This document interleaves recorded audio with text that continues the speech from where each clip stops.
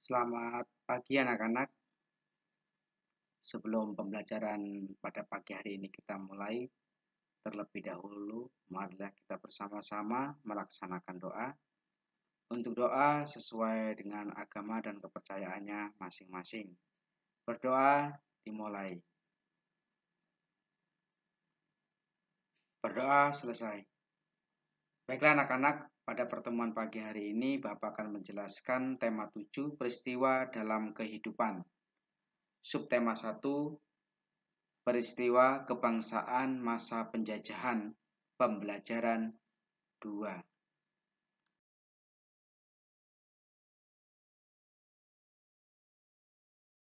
Sebelum pembelajaran kita mulai, tentunya anak-anak perlu mengetahui apa tujuan pembelajaran pada pagi hari ini. Yang pertama, siswa mampu menyajikan ringkasan teks penjelasan secara ringkas dan jelas. Siswa mampu menerapkan konsep perpindahan kalor dalam kehidupan sehari-hari secara bertanggung jawab. Siswa mampu membuat laporan tentang perubahan suhu akibat perpindahan kalor secara tepat. Siswa mampu menyanyikan lagu bertangga nada pentatonik secara percaya diri.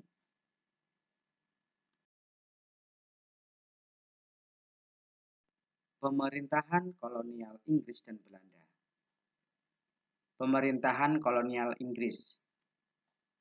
Setelah berhasil menguasai Indonesia, pemerintah Inggris kemudian mengangkat Thomas Stamford Raffles sebagai letnan gubernur di Indonesia.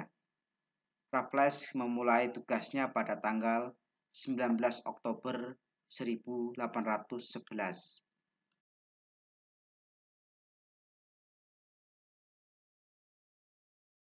Kebijakan di bidang ilmu pengetahuan. Yang A. Mengundang ahli pengetahuan dari luar negeri untuk mengadakan berbagai penelitian ilmiah di Indonesia. Yang B.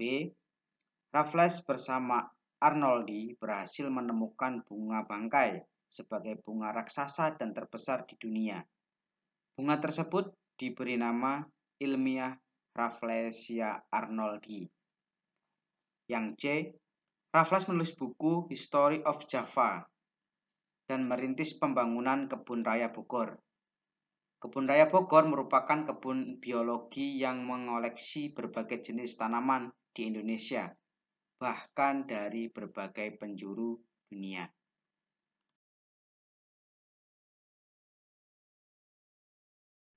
Kebijakan di bidang ekonomi.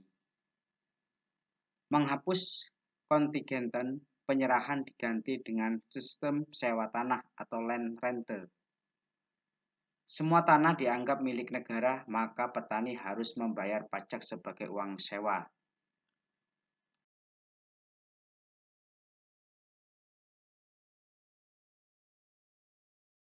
Upaya Raffles menerapkan sistem pajak tanah mengalami kegagalan karena faktor-faktor berikut.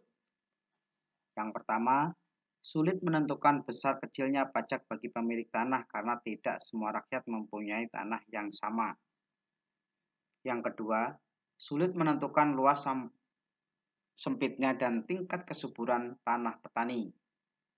Ketiga, keterbatasan pegawai-pegawai Raffles. Dan yang keempat, masyarakat desa belum mengenal sistem uang. Jadi itu merupakan kegagalan yang dirasakan oleh Raffles karena dia tidak bisa menerapkan sistem pajak tanah.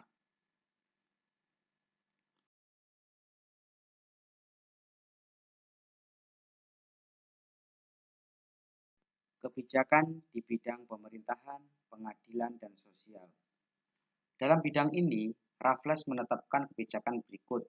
Yang pertama, Pulau Jawa dibagi menjadi 16 keresidenan, termasuk Yogyakarta dan Surakarta. Yang kedua, setiap keresidenan mempunyai badan pengadilan. Dan yang ketiga, melarang perdagangan budak.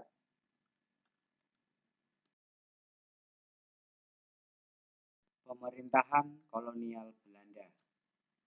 Pada tahun 1595, Belanda berangkat dari Eropa di bawah pimpinan Cornelis de Houtman dan sampai di Indonesia pada tahun 1596 dengan mendarat di Banten. Sejak pelayaran di Houtman, banyak berdiri perusahaan dagang Belanda yang masing-masing memiliki kapal sendiri dan berlayar ke Indonesia.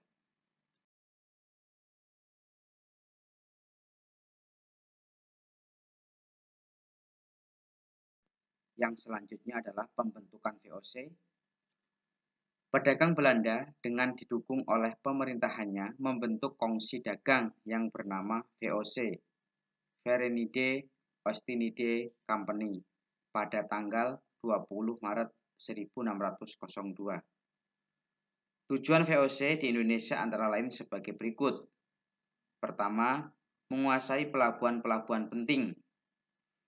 Yang kedua, menguasai kerajaan-kerajaan di Indonesia. Dan yang ketiga, melaksanakan monopoli perdagangan rempah-rempah.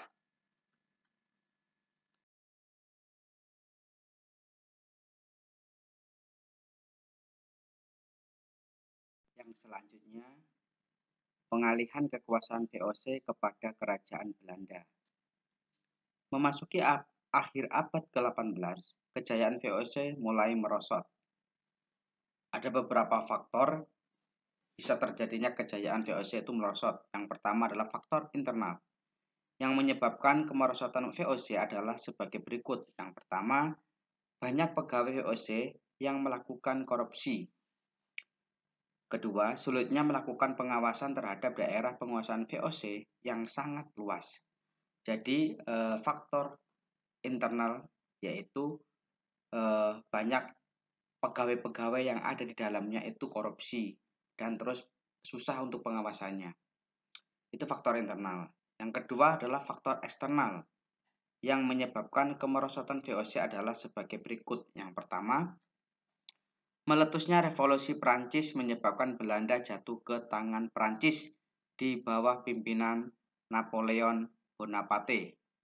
Yang kedua, penentangan oleh rakyat Indonesia terhadap VOC dalam bentuk peperangan yang banyak menyedot pembiayaan dan tenaga.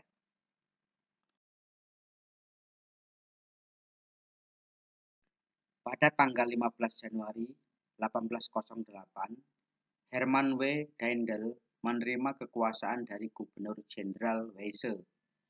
Daendel dibebani tugas mempertahankan Pulau Jawa dari serangan Inggris karena Inggris telah menguasai daerah kekuasaan VOC di Sumatera, Ambon, dan Banda.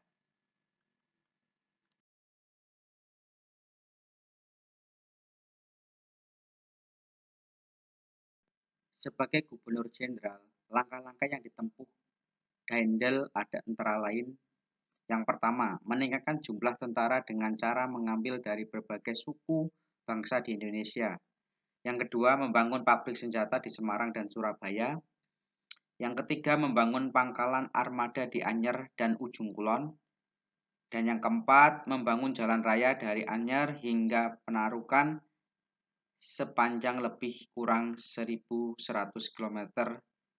Dan yang terakhir, membangun benteng-benteng pertahanan.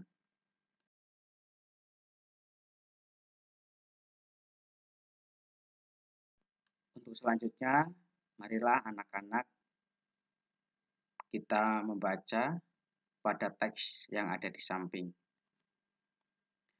Daendel menerapkan sistem kerja paksa atau Rodi.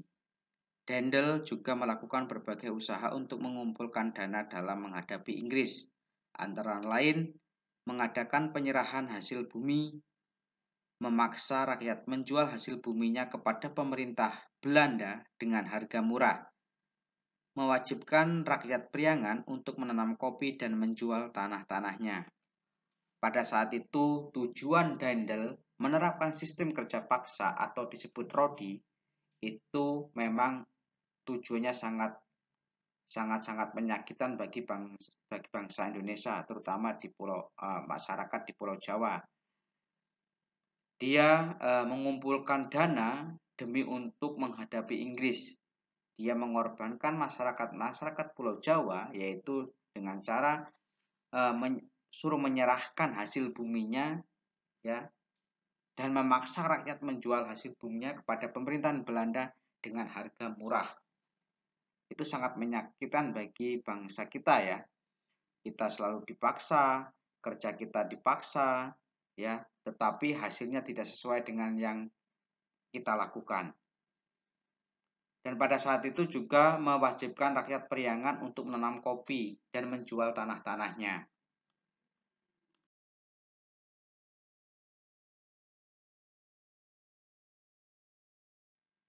Untuk materi selanjutnya yaitu perubahan wujud zat.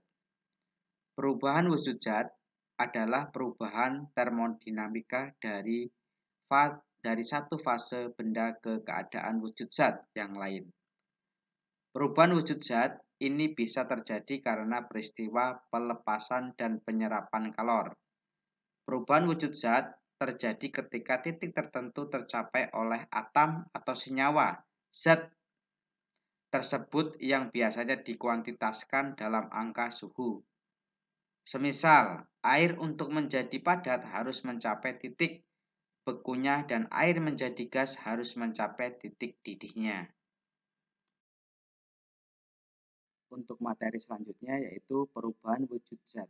Perubahan wujud zat dari gas menjadi cair itu disebut mengembun, dari cair ke padat itu disebut membeku, dari gas ke padat itu disebut mengkristal. Dan begitu sebaliknya, dari padat ke cair itu disebut mencair, dari cair ke gas itu disebut menguap, dari padat ke gas itu disebut menyublin.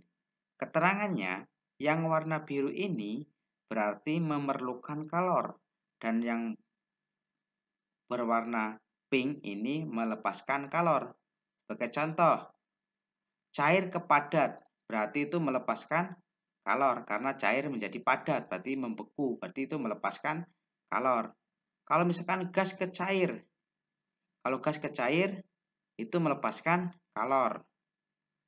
Kalau gas ke padat berarti itu melepaskan kalor. Kalau padat ke gas itu berarti memerlukan kalor. Anak-anak udah paham ya? Kalau belum paham, dipelajari lagi di rumah dan dibaca terus-menerus. Perubahan wujud zat digolongkan menjadi 6 peristiwa sebagai berikut. Yang pertama, membeku. Peristiwa perubahan wujud dari cair menjadi padat. Dalam peristiwa ini zat melepaskan energi panas. Contohnya peristiwa membeku yaitu air yang dimasukkan ke dalam freezer maka akan menjadi es batu. Nah, ini contohnya es batu.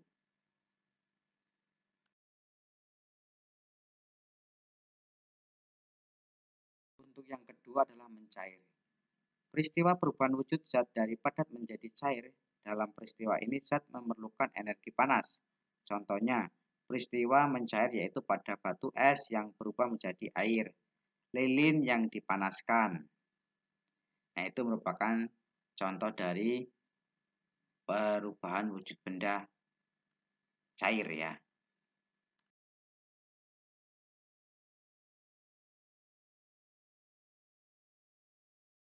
Yang ketiga adalah menguap. Peristiwa perubahan wujud dari cair menjadi gas. Dalam peristiwa ini, zat memerlukan energi panas. Contohnya air yang direbus, maka lama-kelamaan akan habis. Bensin yang dibiarkan terbuka, lama-kelamaan juga akan habis menjadi asap. Contohnya ini. Kalau misalkan api ini kita sedang merebus air, kalau dibiarkan secara terus-menerus, maka air itu akan habis. Ya, akan habis. Itu merupakan contoh perubahan wujud dari cair menjadi gas.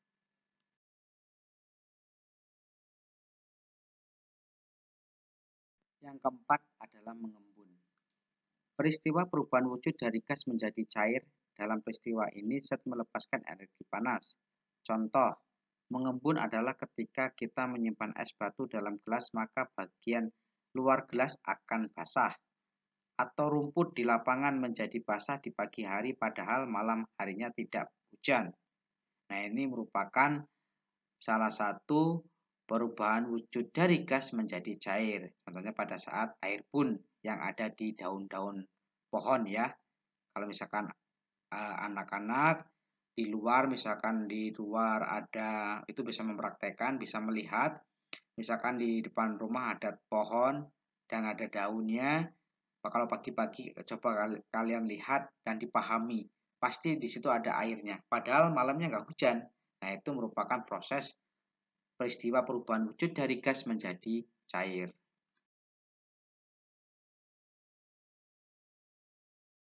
Perubahan wujud benda yang kelima adalah menyublin. Peristiwa perubahan wujud dari padat menjadi gas, dalam peristiwa ini zat memerlukan energi panas. Contohnya menyublin, yaitu pada kapur barus atau kamper yang disimpan pada lemari pakaian lama, kelamaan akan habis. Misalkan gini, biasanya anak-anak atau orang tua anak-anak pernah melihat orang tua misalkan di lemari ya, di lemari pakaian, dia tuh biasanya ada kapur barus ya. Lama-kelamaan kapur barus itu akan habis ya, akan hilang ya. Karena dia menjadi gas ya, dari padat menjadi gas. Nah, itu disebut menyublin ya.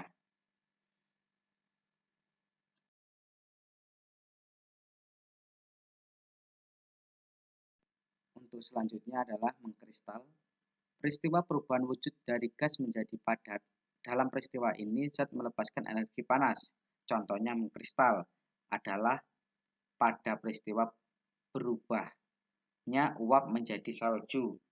Dan ada contoh yang lain, misalkan berubahnya udara dingin di dalam lemari es menjadi bunga es. Nah, itu merupakan salah satu contoh perubahan wujud dari gas menjadi padat.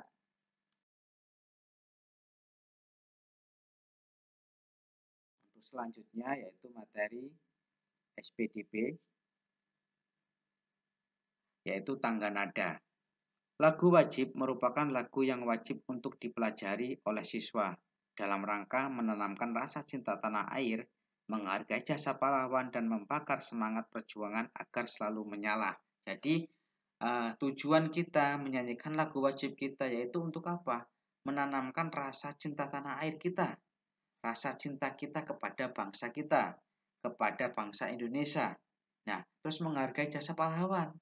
Setelah kita menyanyikan lagu wajib kita, misalkan lagu kemerdekaan, berarti kita menghargai jasa para pahlawan yang sudah gugur, yang sudah memperjuangkan bangsa kita untuk merdeka. Bahkan nyawa beliau itu menjadi taruhannya, itu demi apa? Demi kebahagiaan bangsa kita. Dan membakar semangat perjuangan agar selalu menyala. Jadi perjuangan itu tidak hanya putus pada saat para pahlawan saja, tapi pada saat sekarang ini, pada saat kehidupan kita sehari-hari ini, kita harus kembangkan rasa semangat kita. Rasa perjuangan kita selalu harus menyala. Harus selalu bersemangat demi apa? Demi memperjuangkan bangsa kita. Supaya apa? Supaya bangsa kita menjadi aman, damai, dan sejahtera.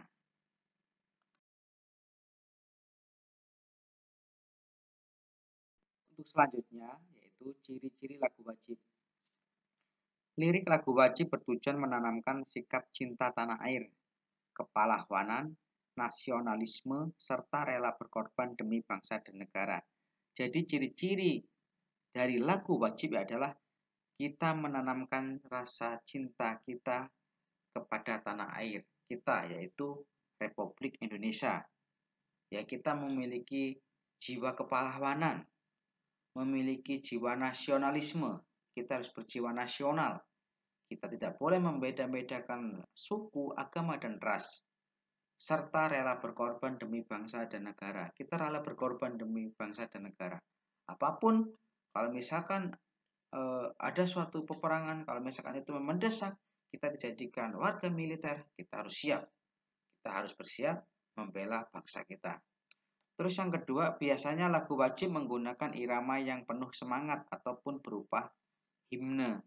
Nah, jadi ada yang lagu bersemangat, ada yang lagu sedih. Contohnya lagu yang bersemangat adalah Halo Halo Bandung, Hari Merdeka, 17 Agustus, Hari Kemerdekaan. Nah, itu merupakan lagu wajib yang iramanya semangat, terus lagu yang iramanya sedih. Contohnya lagu syukur, langsung lagu Bagimu Negeri dan sebagainya. Terus yang ketiga, lagu wajib diajarkan di pelajaran serta dihayati sesuai dengan maksud dan tujuan yang terkandung di dalamnya. Jadi lagu nasional atau lagu wajib bangsa kita atau di Indonesia ini itu ada maknanya. Contohnya salah satunya adalah lagu kemerdekaan. Nah, itu berarti kita mengingat pada tahun 1947 tanggal 17 Agustus kita dinyatakan merdeka. Nah, itu kita harus ingat itu. Jadi tujuannya dari lagu itu kita ada maknanya. Setiap lagu wajib itu ada maknanya. Ada kisahnya itu ya. Jadi anak-anak nanti dipelajari, dipahami lagu-lagunya. Apa saja sih lagu-lagu wajib yang harus kita nyanyikan, yang harus kita kembangkan dalam kehidupan kita sehari-hari, kita praktekkan dalam kehidupan kita ya. Itu. Nanti anak-anak boleh dipelajari di rumah ya.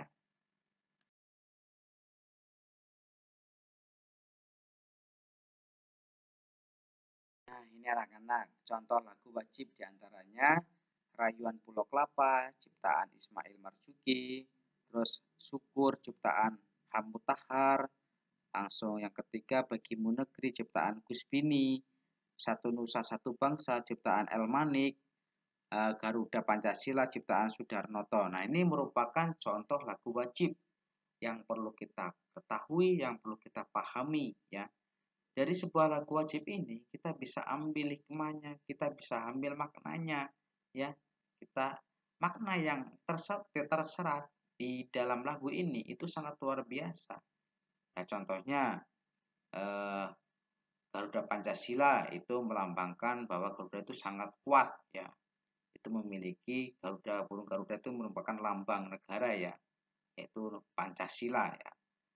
Dasar negara Indonesia adalah Pancasila yang dilambangkan dengan burung Garuda yang gagah berani. Nah, kita harus mengikuti seperti halnya burung Garuda yang memiliki jiwa yang luas, memiliki pengetahuan yang luas ya. Jadi kita harus mengikuti itu. Jadi kita harus ingat contoh lagu wajib itu harus kita pahami dan kita bisa ambil maknanya atau artinya yang terkandung dalam lagu-lagu itu sendiri.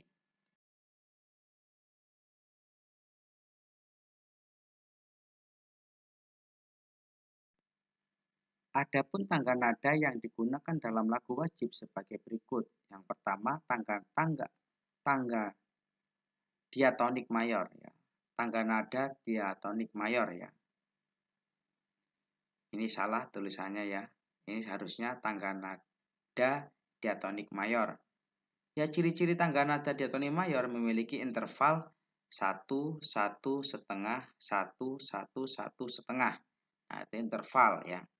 Terus yang kedua, tangga nada diatonik minor, yaitu ciri-cirinya tangga nada diatonik minor memiliki interval 1 setengah, 1, 1, setengah, 1, 1. Nah, itu merupakan tangga nada diatonik mayor dan minor. Jadi tangga nada itu dibagi menjadi dua, yaitu tangga nada diatonik mayor dan tangga nada diatonik minor.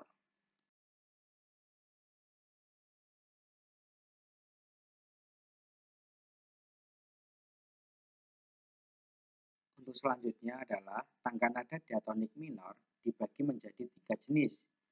Yang pertama, minor asli. Minor asli adalah tangga nada minor masih merupakan nada-nada pokok. Ini. Terus yang kedua, tangga nada harmonis. Tangga nada diatonik minor adalah tangga nada dengan nada ketujuh dinaikkan setengah laras ya. Terus yang ketiga, tangga nada minor melodis, yaitu tangga nada minor asli dengan nada ke-6 dan ke-7 dinaikkan setengah laras. Nah, itu merupakan 3 jenis ya tangga nada diatonik minor.